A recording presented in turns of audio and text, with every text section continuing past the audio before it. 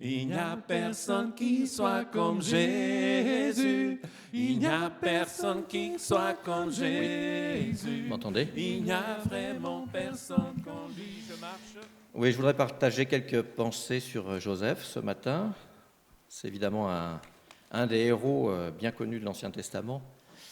Il y a quand même 13 chapitres qui retracent son histoire à la fin du livre de la Genèse, à partir du chapitre 37 jusqu'au chapitre 50, jusqu'au tout dernier. Donc 13 chapitres, c'est quelque chose. Ça veut dire qu'il y a des choses à apprendre dans ce texte. Bon, on parle souvent de Joseph parce que c'est quelqu'un de connu, son histoire est assez exceptionnelle, assez dramatique. Ce que j'aurais voulu ce matin, c'est peut-être plutôt partager, puisque Joseph, c'est quand même quelqu'un qui a souffert, qui a subi de grandes injustices par 2 fois, mais au moins. Une première réduit en esclavage, vendu par ses frères, et puis ensuite une seconde trahie par une femme qui l'a accusé à tort, il se retrouve en prison. On sait que tout ça, ça a été pour le salut de sa famille, in fine, mais quand même, c'est quelqu'un qui a excessivement souffert. Et j'aurais voulu partager quelques pensées sur le processus de guérison. Qu'est-ce qui s'est passé dans la vie de Joseph pour qu'il s'en sorte? Parce qu'il fallait s'en sortir quand même. C'était pas simple. Joseph, donc, c'est le dernier c'est pas le dernier, c'est l'avant-dernier des 12 fils de Jacob, les 12 fils qui ont donné leur nom aux tribus d'Israël, quand le pays s'est constitué. Une première réflexion au sujet de Joseph, ça vient du psaume 105. Et vous avez, pendant que vous cherchez, il y a 4 psaumes, en fait, dans les psaumes, qui retracent un peu l'histoire de l'humanité. Le psaume 104, c'est un psaume qui parle de la création et qui décrit le travail de Dieu au moment de cette création. Psaume 105, c'est un psaume qui raconte l'histoire des patriarches et notamment un passage qu'on va lire sur Joseph.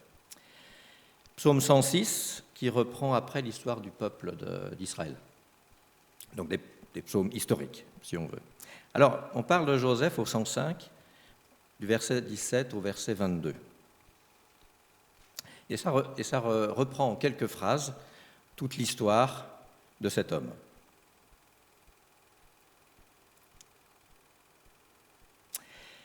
Alors, il c'est Dieu, il envoya devant eux un homme, Joseph, vendu comme esclave. On chargea ses pieds de chaînes, son cou d'un carcan de fer, donc ça parle de l'esclavage, jusqu'au jour où s'accomplit ce que Joseph avait annoncé.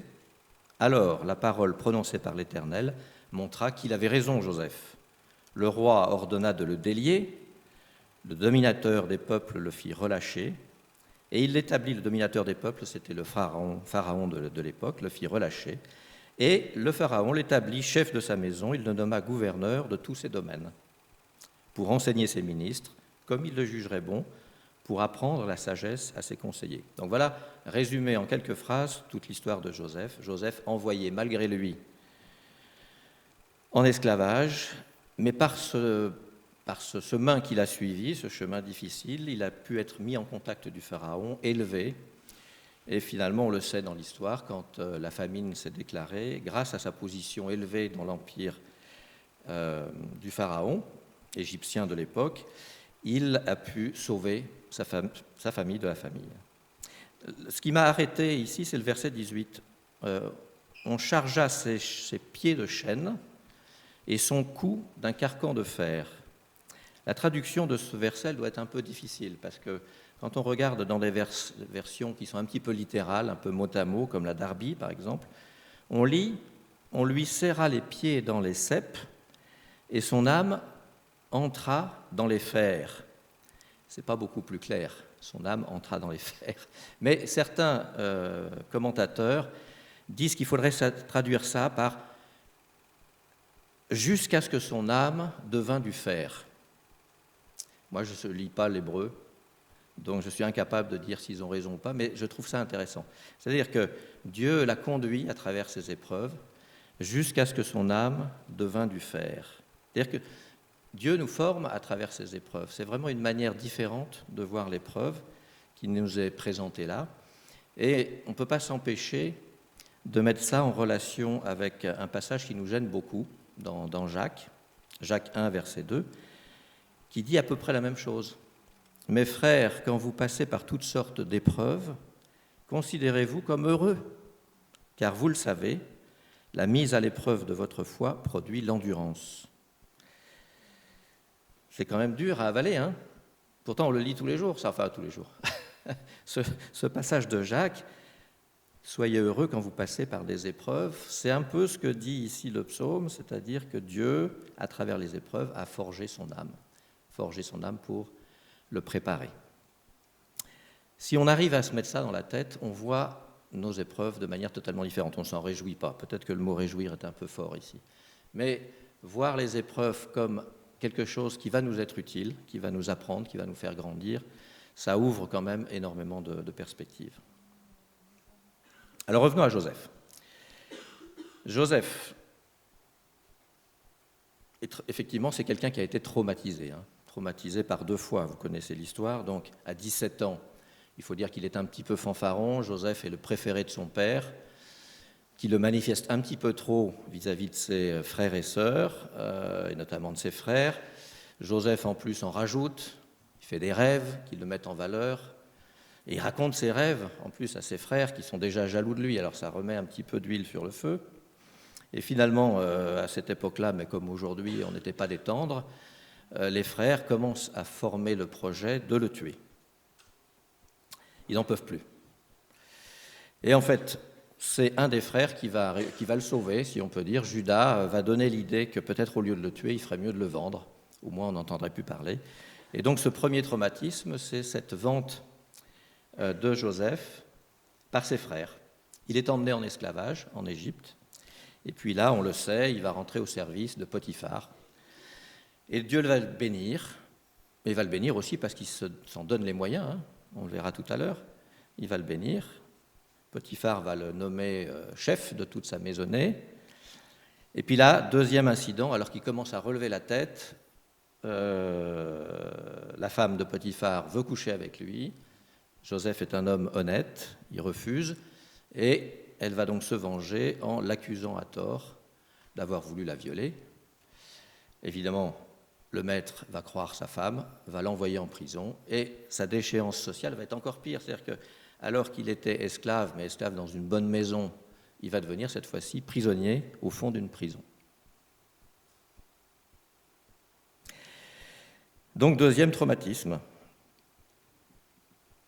Vous remarquerez d'ailleurs que dans les 2 fois, la preuve de son méfait, on parle 2 fois de son manteau. La première fois, quand il a été vendu par ses frères, ses frères ont trempé son manteau dans le sang de quelques agneaux pour faire croire au père qu'il avait été tué, attaqué par une bête sauvage. Et deuxième fois, c'est encore son manteau qui sert de preuve, puisque en fuyant cette femme, il laisse son manteau entre ses mains, et elle se sert du manteau pour montrer qu'effectivement il a voulu la violer. Donc Joseph est vraiment quelqu'un de traumatisé. Comment s'est-il pris pour s'en sortir ? Parce qu'il s'en est sorti. J'ai entendu récemment un message qui était très intéressant de Jules Taubois, qui est un pasteur qui est mort maintenant, dans nos milieux baptistes, qui avait une formation, je ne sais pas s'il était psychiatre ou pas, enfin en tout cas il parle beaucoup de ces sujets-là, il devait être formé. Et dans ce message qu'on trouve sur Trésor Sonore, d'ailleurs j'en profite pour faire de la pub, il y a un site qui s'appelle Trésor Sonore sur Internet qui reprend beaucoup de messages audio, dont certains ne sont pas très bons et d'autres sont vraiment excellents, donc il faut faire un petit peu son tri. Mais Trésor Sonore, quand vous avez 5 minutes, 10 minutes, vous ne savez pas quoi faire dans la voiture, je vous conseille, il y a vraiment des choses très intéressantes. Et donc dans ce message, Taubois envisage les différentes étapes de la guérison intérieure. C'était le thème d'une conférence qu'il donnait. Et j'ai trouvé ça assez intéressant parce qu'en écoutant les différents points, eh bien, je trouve qu'on les retrouve, ces points, dans la vie de Joseph. Donc, je me propose de prendre quelques-uns des points de Taubois et puis de vous montrer qu'effectivement, Joseph les a mis en pratique et que ça peut expliquer cette manière assez formidable qu'il a eu de pouvoir guérir. Alors, le premier point qui était mis en avant, c'est l'idée de vouloir guérir. Ça peut paraître étonnant, vouloir guérir. Parce que quand on est malade, ou psychiquement malade, ou quand on a besoin d'une guérison intérieure, tout le monde n'a pas envie de guérir. Je ne sais pas si vous avez remarqué, mais certains se plaisent dans leur maladie, se complaisent. Première partie, il faut vouloir guérir. Et d'ailleurs, ce n'est pas pour rien que Jésus lui-même demande « Veux-tu être guéri ?» À la piscine de Bethsata, ce paralytique qui est au bord de l'eau, il lui dit « Mais veux-tu être guéri ?» Il y a sans doute pas mal de gens qui ne veulent pas être guéris. Donc, Joseph veut être guéri, ça c'est clair. Il ne s'apitoie pas sur son sort. Le narrateur de l'histoire ne raconte pas beaucoup les états d'âme de Joseph. Malheureusement, on aimerait savoir ce qu'il pensait, ce qu'il disait, etc., dans ces situations difficiles. Non, c'est un récit factuel, mais on voit quand même dans son attitude, on arrive à lire un peu entre les lignes dans son attitude, qu'est-ce qu'il a pensé, qu'est-ce qu'il a fait, qu'est-ce qu'il a mis en œuvre. Et en particulier, Joseph voulait guérir. Joseph ne s'est jamais apitoyé sur lui-même, sur son sort. Il a pris sa vie en main. Et quand il s'est retrouvé esclave, eh bien, il a servi au mieux qu'il pouvait. Et quand il s'est retrouvé en prison, eh bien, il a donné un coup de main aussi au chef de la prison. Et c'est sans doute pas étranger au fait qu'il s'en soit sorti. Donc, c'est la première chose, vouloir être guéri. Deuxième chose, citée par Jules Taubois, prendre conscience de l'amour et de l'action de Dieu dans sa vie. Pas forcément évident non plus quand on est écrasé par les problèmes, par son problème, de se dire, mais non, en fait, Dieu est là, voilà ce qu'il a fait ça, ça et ça, et il est là. C'est assez intéressant de voir que Joseph est dans cette attitude, puisque Joseph a épousé une femme locale, il a eu des enfants, et je ne sais pas si vous avez noté que Joseph a donné à son premier enfant, et je lis dans Genèse 41, 51, Joseph donna au premier-né, à son premier-né, le nom de Manassé. Et Manassé, ça veut dire celui qui fait oublier. Il a donné le nom de Manassé car, dit-il, Dieu m'a permis d'oublier toutes mes souffrances et ma séparation d'avec les miens. Petite phrase très courte, mais qui est très significative. Joseph, il est conscient que ce qui lui est arrivé, et des bonnes choses lui sont arrivées, c'est à Dieu qu'il les doit. Et ça paraît vraiment important aussi. Qu'est-ce qui lui est arrivé ? Eh bien, chez Potiphar, on l'a déjà dit, tout ce qu'il entreprend, il le réussit et son maître lui confie la gestion de tous ses biens. Genèse 39, 2. L'Éternel fut avec Joseph. Celui-ci réussissait à tous égards. Il était dans la maison de son maître égyptien. Et son maître vit que l'Éternel était avec lui, car tout ce qu'il entreprenait, l'Éternel le faisait réussir entre ses mains. Tout ce qu'il entreprenait, l'Éternel le faisait réussir entre ses mains. Et un petit peu plus loin, Joseph est jeté en prison. Il ne se démonte pas, il travaille, il montre de la coopération et le commandant de la prison le repère et lui confie des responsabilités. Genèse 39, 21. L'Éternel fut avec Joseph, il étendit sur lui sa bienveillance, il lui fit obtenir la faveur du chef de la prison. Le chef de la prison confia à Joseph tous les prisonniers qui étaient dans la prison et tout ce qui s'y faisait passait par lui.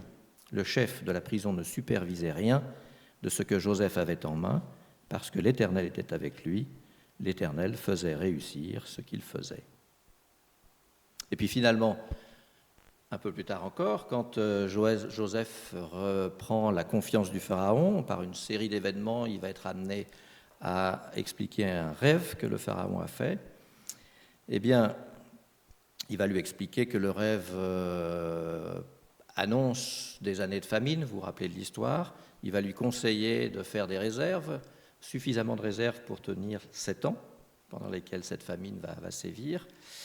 Et Joseph obtient la confiance du Pharaon, verset 37, toujours du chapitre 39, je crois. Cette proposition que faisait Joseph plutôt au Pharaon et à tous ses hauts fonctionnaires. Et alors le Pharaon leur dit, trouverions-nous un homme aussi compétent que celui-ci en qui habite l'Esprit de Dieu ? Donc vous voyez, Joseph, il est conscient. Alors évidemment, il est particulièrement béni dans ce qui lui arrive, mais il est béni aussi parce qu'il travaille, parce qu'il bouge, parce qu'il se donne. Il n'attend pas que ça tombe. Et donc Joseph va donner à son premier-né, Manassé, le nom de celui qui fait oublier en pensant à Dieu. Alors il y a dans la liste de Jules Taubois beaucoup d'autres choses. Évidemment, il faut demander la guérison à Jésus.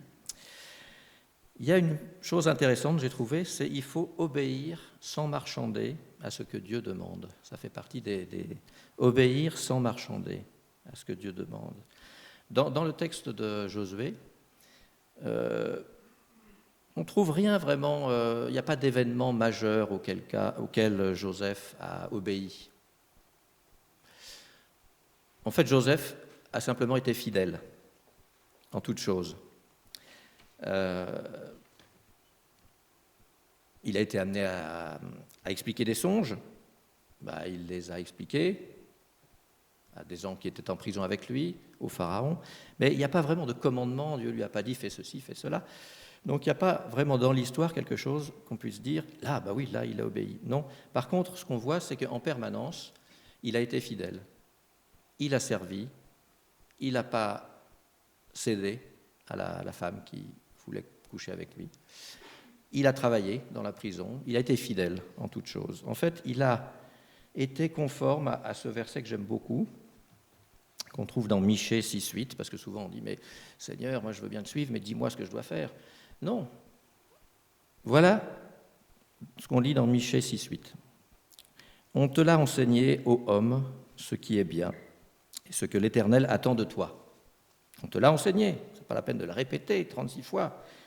Ce qu'on attend de toi, c'est que tu te conduises avec droiture, que tu prennes plaisir à la bonté et que tu vives dans l'humilité avec ton Dieu.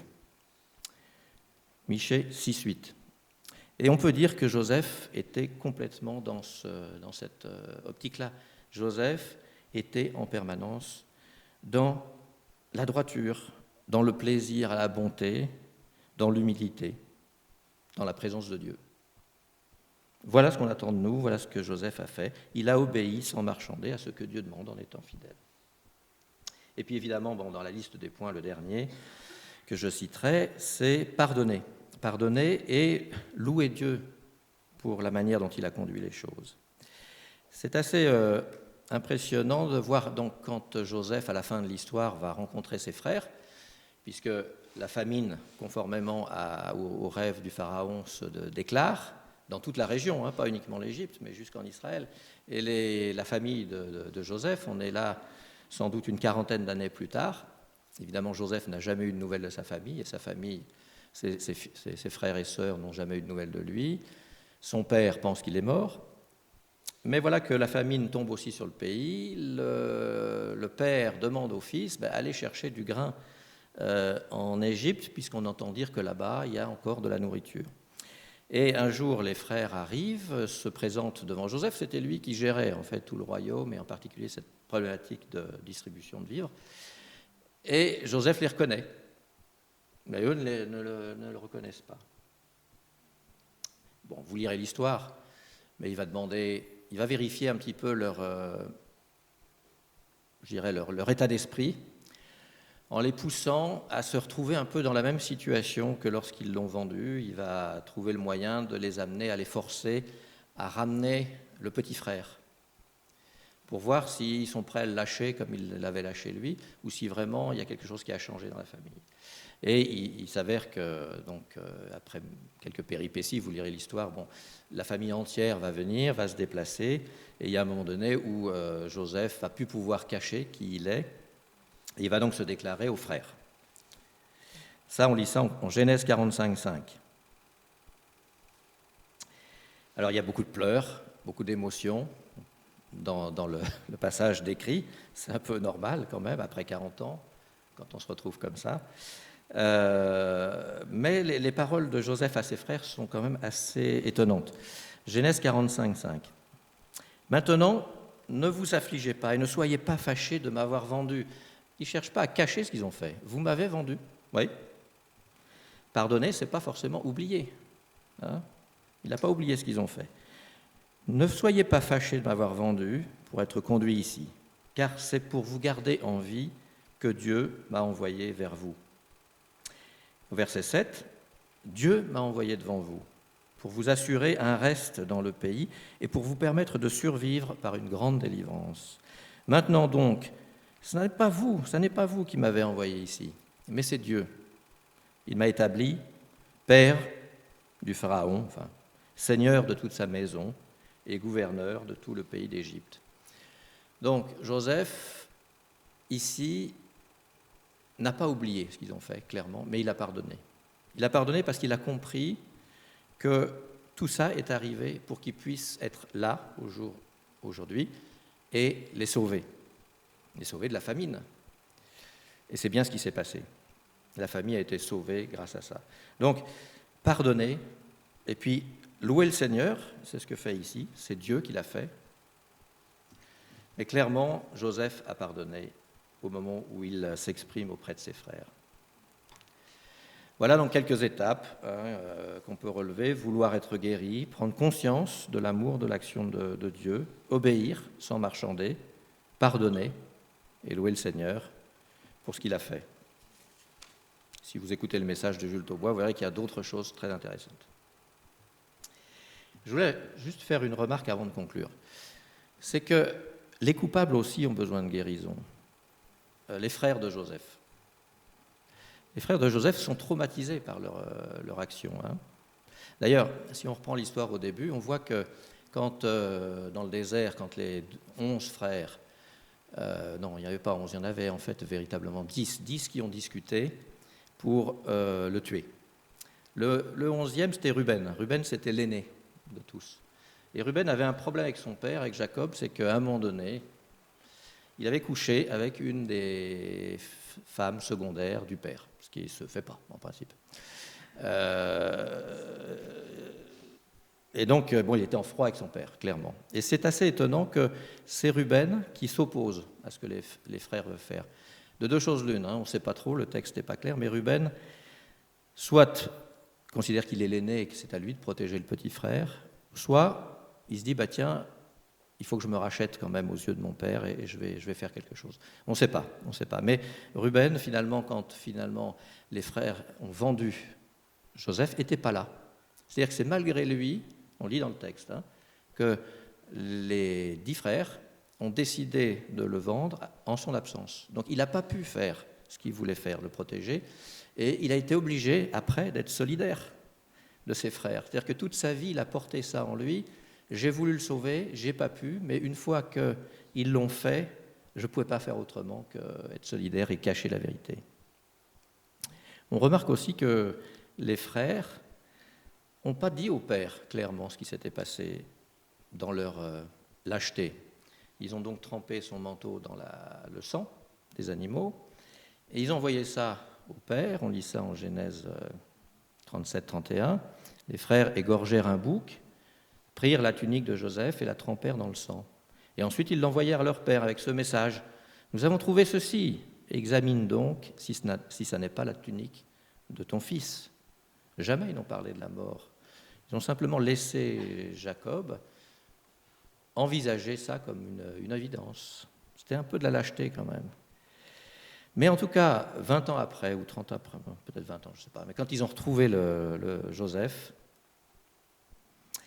et quand Joseph, avant de se révéler à eux, leur a fait un peu peur en les renvoyant, mettant de l'argent dans leur sac, comme s'il voulait les faire accuser de quelque chose, en les obligeant à ramener le petit frère, on lit en Genèse 42, 21 qu'ils se disaient l'un à l'autre, en voyant ce qui leur arrivait, et sans comprendre ce qui leur arrivait, ils se disaient 20 ans après, « Oui, nous avons été coupables envers notre frère, car nous avons vu sa détresse, nous avons vu la détresse de son âme quand il nous demandait grâce, et nous ne l'avons pas écouté. » Et c'est pour ça que cette détresse nous arrive aujourd'hui. Donc vous voyez, 20 ans après, les frères ne sont pas remis de ce qu'ils ont fait.